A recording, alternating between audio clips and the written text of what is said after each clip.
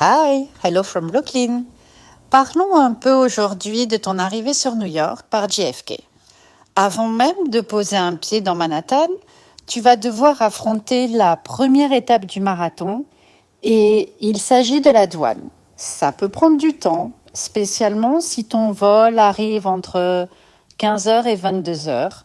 Donc, prépare-toi à attendre une bonne heure ou même deux pour passer le contrôle de la douane. Maintenant que tu as survécu à ça, tu dois quitter JFK. La première option pour toi, c'est le bus.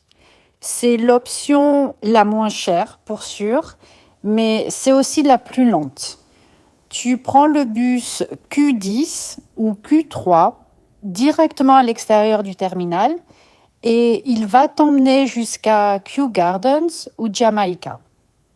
Et ensuite, tu prends le métro ou un autre bus en fonction de ta destination.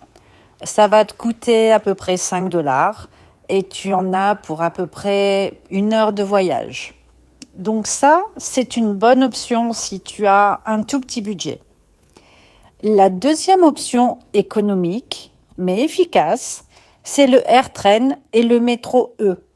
Tu vas prendre le AirTrain à JFK depuis ton terminal direction Jamaica Station. Ça va te coûter 8,25 $ à la sortie du AirTrain et ensuite tu prends la ligne E du métro en direction du World Trade Center si ta destination, bien sûr, est Manhattan. Tu vas en avoir environ pour une heure totale de trajet et ça va te coûter un trajet de métro. Ce choix est parfait si tu n'as pas beaucoup de bagages et si tu veux toujours économiser un petit peu.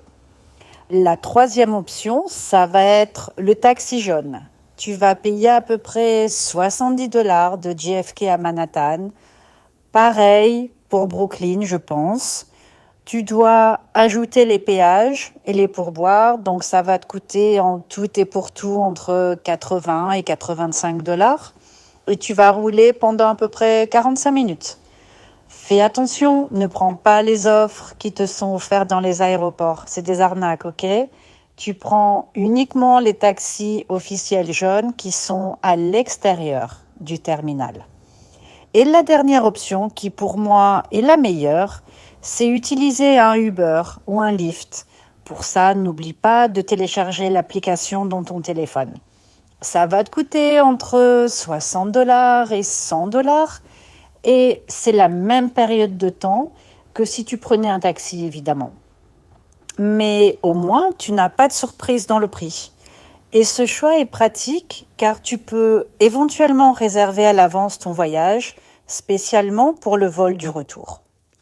Ok, donc tu as compris. Arriver à New York, c'est déjà une aventure en soi. Entre la douane qui teste ta patience et le choix du bon transfert à ton arrivée.